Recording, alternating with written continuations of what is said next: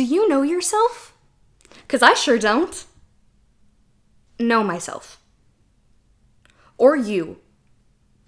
Or how to start this video.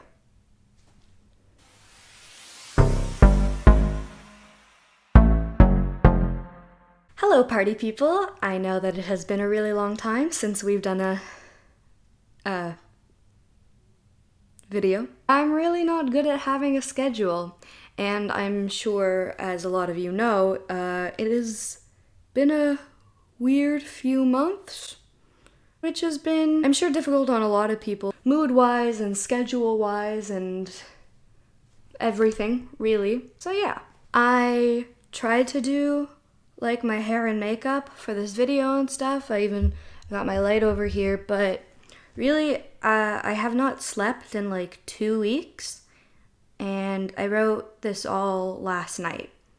So if I look really, really tired, please just don't mention it, because I already know.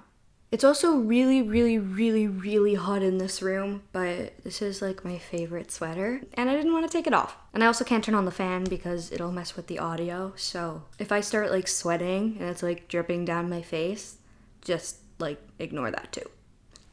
So let's get started. Labels. They're on your clothes, they're on your other things.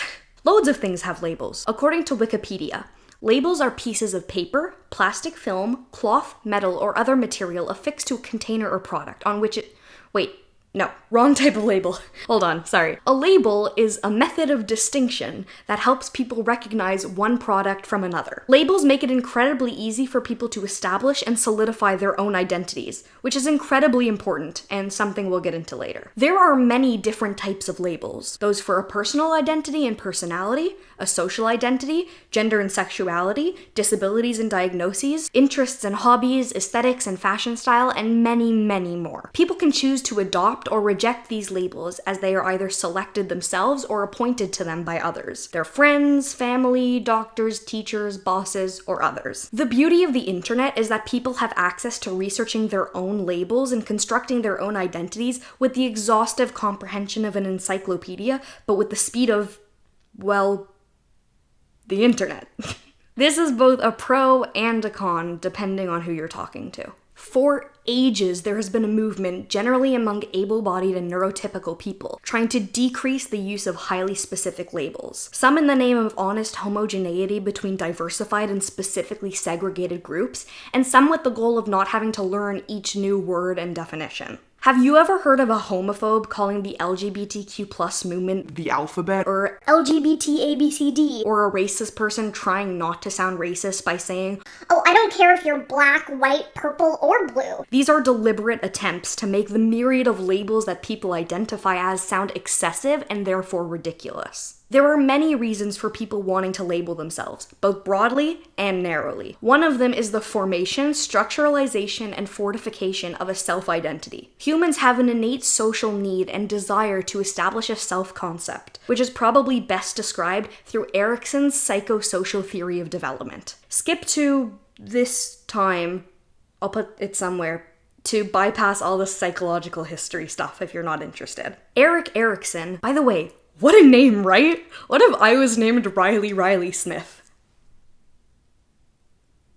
Was a Jewish German-American psychologist who was interested specifically in psychoanalysis and developmental psychology. He is considered one of the fathers of ego psychology, which is a revision and evolution of Freud's original concept of the ego, the id, and later the superego, or the structural theory of consciousness. And let's just get this out of the way now. We thank Freud for constructing and advancing the school of modern psychology, but he's also a was wrong about pretty much everything, not to mention a raging sexist, racist, and potential homophobe. The jury's still out on that one, actually. Erikson modified Freud's previous psychosexual theory of development, which suggested that childhood psychological development was described through 5 sexually driven behaviors. These psychosexual stages were centralized to the youth, and the last stage was even as general as being categorized as beyond puberty. Probably unsurprisingly, this was and is a controversial theory. Erikson's psychosocial theory of development was an evolved and further developed version of Freud's theory that also reached past childhood. The psychosocial theory of development stretches from infancy to 65 and up, and at each stage of development, people reach a crisis pertaining to their psychosocial state at that age. Each conflict category has two options, a positive and a negative outcome, and the decisions made facilitate either a strengthening or a weakening of that aspect of a person's personality. I feel like I'm bouncing. I'm filming this on my bed, just like on like a stool, so I hope it's not like rocking all over the place. There are 8 stages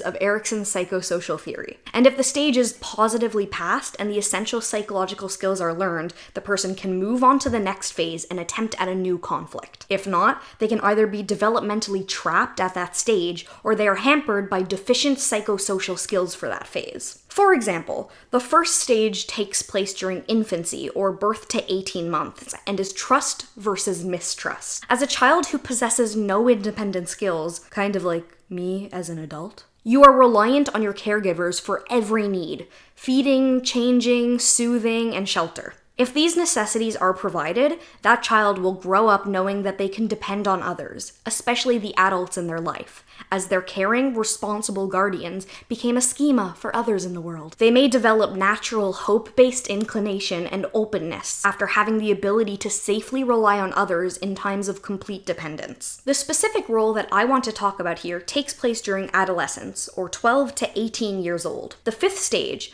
identity versus role confusion, is integral to people, specifically teenagers, going through this tumultuous existence that we call life, trying to figure out who they are. According to Erikson, identity is a subjective sense as well as an observable quality of personal sameness and continuity, paired with some belief in the sameness and continuity of some shared world image, which is kind of a mouthful. In other words, the concept of an individual identity is made up of how someone thinks of themselves. It is a single concept of the self, and the answer to the question, who am I? The adolescent years are when people are most trying to figure out who they are, why they are on this planet, what they have done, and what they should do next. Teenagers are notable for going through phases. They struggle with newly found independence and friend groups. They attempt to find a group they fit in with. They dye their hair and change their clothes and get piercings. They try on new characters and characteristics, all in the name of finding one that fits an understanding of who they are. Like Erikson said, the identity is made up of personal beliefs, values, and understanding of the self. These traits, once discovered, guide us as people and dictate our actions. It is shaped by many factors and influences many others after it is solidified. A conscious, stable sense of identity reinforces personal constancy in a world that is constantly changing. The inability to establish a steady identity can lead to what Erikson calls role confusion, where an individual's sense of self is not properly coalesced or supported. Those who struggle with this stage feel restless with their sense of self, and can often either aimlessly jump from potential phase to phase, searching for self-security, or fall into a paralysis of indistinguishability and self-understanding, or experience an identity crisis, another term which Erikson coined. Another reason someone might latch onto labels is that it allows them to easily, as if by keyword, filter out people until they find groups similar to them. This ability is especially important to people who consider themselves minorities, physically or socially, such as members of the LGBTQ+ community, the disabled community, or a specific religious community. People who fall into these categories often intrinsically adopt them as a part of their identity, whether they accept it in themselves or not. The efficiency of embracing that part of your identity as a label is the ability to connect with others in a similar position or community, especially if it is unsafe to do so externally or in your everyday life. Perhaps outing yourself as bisexual or autistic or Jewish, for example, is not conducive to your safety,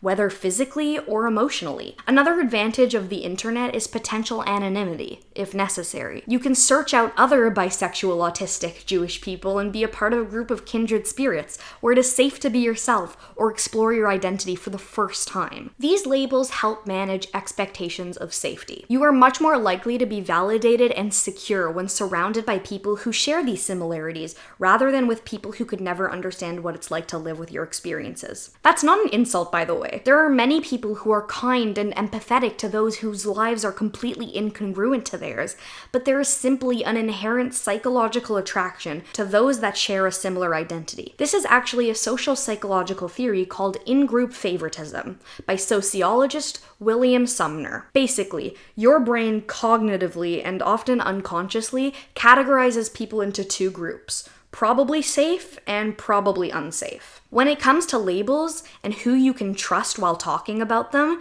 generally those who also share those same labels will fall into the probably safe category, while those who don't will fall outside of it. This is one of the reasons that specific support groups are really prevalent for different types of disorders. There are a lot of people who disagree with the positivity of in-group favoritism and believe that the separation of communities based on labels is too segregated and harmful to the self and society. To which my response is, that's fair. A lot of people love to cite racism when discussing the negatives of this theory, which is actually kind of more related to intergroup bias, and truthfully, I just don't feel like I have enough authority or knowledge to talk about racism, because yeah. The point is, people already unconsciously favor their in-group. It is up to the individual to see past their inherent biases and have empathy to the outgroup, especially minorities. Sorry, I went on a complete tangent. Similarities, good. Racism, bad. Basically, if a minority group decides to sequester themselves, then that's fine and probably for safety reasons, but if the majority is doing it for them, then it's probably not good. I think I'm accidentally just talking about racism again, and I really was not expecting to. What I'm trying to say is that labels help to find similar people with ease, which is especially helpful for those surrounded by dissimilar people who have difficulty relating properly to their experiences. It is alienating and traumatic to feel as though you are the only person that you know to have ever felt the way that you do. Finally, being accepted and integrating into a group of like people can be healing and beneficial to the self.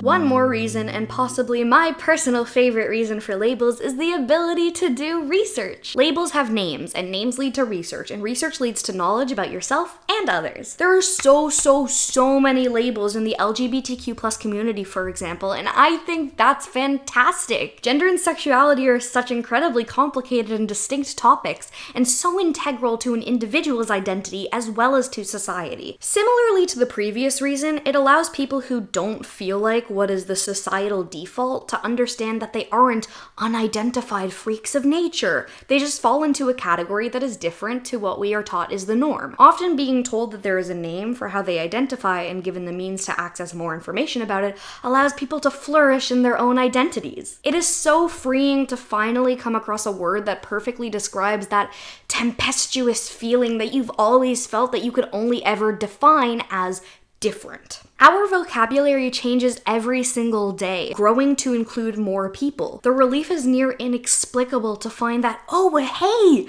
this feeling has a name. I didn't make it up. For example, asexuality is defined as a lack of sexual interest in others, or low or absent interest in or desire for sexual activity. Can you imagine how it must feel to go through life in a Western society where sex is everywhere, on every screen and in every book, constantly surrounded by it, and the idea that this is normal and one day you'll want it too, but you never do? Can you imagine how broken you feel until you come across this word that describes you perfectly? You aren't defective, and it exists, and that's okay. You're okay. It's also why representation is important, but that's a completely separate topic, and this video is long enough as it is. On the medical side, say for disabilities and diagnoses, it allows patients to explain their needs to their doctors, and it allows doctors to medically categorize a patient's need based on research and their necessary treatment plans. It also allows people to explain themselves to others in a concise way, and this goes for both medical and social. It's a lot easier to say, I have Ehlers-Danlos syndrome, feel free to look it up on your own, than this again. I have a connective tissue disorder characterized by joint hypermobility and tissue fragility. Yes, it's real. No, it's not contagious. Yes, it's chronic. No, I'm not the only person who has it. You think I'm being hyperbolic, but these are all questions that I've been asked before. Being able to better understand yourself and your disorders, and others for that matter, without having to rely on a professional visit for every single question is also an abundantly valuable power to possess, especially for those without the ability to properly obtain a diagnosis or professional treatment. The capability for safe symptom treatment without a diagnosis can be life-saving, literally, but only with the proper understanding that can come from naming labels. Self-diagnosis is not perfect, but like I said, still valuable when accompanied with responsible understanding of the power that it is. And looping back to the importance of identity, labels such as trans or has dissociative identity disorder or uses a wheelchair are just as valid as labels such as smart or athlete or loves to read. Just because they are more complicated or sometimes even transient doesn't make them any less true or useful or legitimate. I understand the aversion to labels for some people. Labeling theory is a sociological hypothesis describing a potential self-fulfilling prophecy for labels and having a significant inverse effect on one's behavior and therefore limiting their growth outside of that specific box. There is a reinforcing aspect of labels that causes their owners to act in ways that encourage that identity. For example, many sociologists posit the model of labeling someone as a criminal, which in turn causes them to participate in further delinquent behaviors. But this is also an example of external labeling. This criminal isn't choosing that label for themselves, and their denomination came following the original delinquent act. Sociologists often fear the limits of a label too. What if it isn't true? What if it isn't accurate? What if it prevents growth outside of this label? In the way that our society works, it doesn't seem like there's an appropriate balance. I grew up learning and living the ideology that the existence of my pain isn't accepted without a diagnosis. And to have a diagnosis, my symptoms must be specifically and succinctly categorized into pathological classes. And that's not even to be treated. It only covers as much as getting a doctor to believe I needed any help at all. For myself, the necessity to identify with certainty or holding on to specific labels is a strategy that I have learned to protect against the distress of not having a solid sense of self. It's also used in a medical context to prove to my doctors that help is needed. Does my fixation on labeling myself come from a place of trauma? Maybe. Probably. Am I working on properly moving myself from role confusion to identity and being satisfied with gray areas that don't properly fit into named labels? Yes, every single day. And are labels still an invaluable tool that deserve to be validated even if you don't necessarily agree with their existence? Absolutely. To quote my therapist, I don't need evidence of sickness to know that there is pain and suffering. I believe you. You don't need to prove it to me. To quote me, labels don't need to be forever. They only need to exist for as long as you need them. You have an identity, even if it seems undefined right now. Allow yourself to go on the journey to find it. And maybe labels will be a part of your transportation there.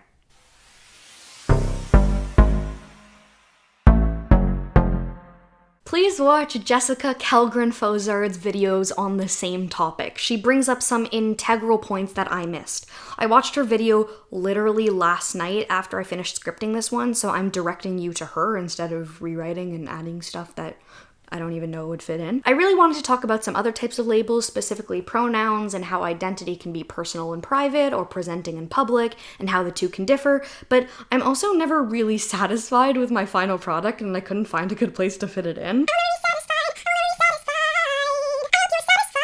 if you're not, don't blame me. You could blame my friends on the other side.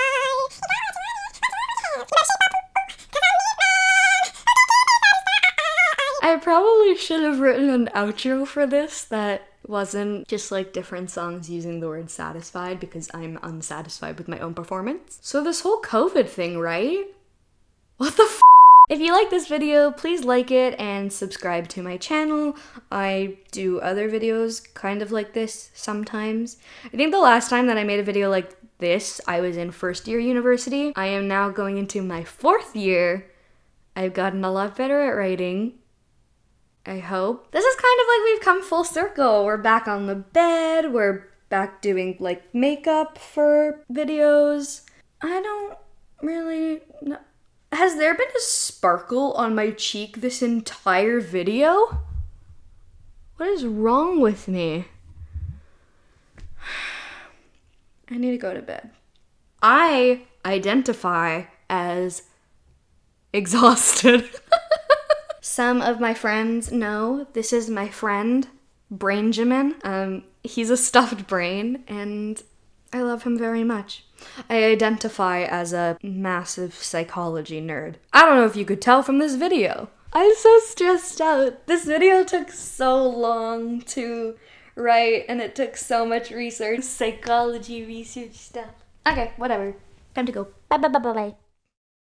You say that I tricked ya, 'cause I didn't look like my profile picture. Too bad I don't agree, too bad I don't. Got some guy hanging out there, everywhere to see, and you can't stop me, 'cause I'm the queen of the castle.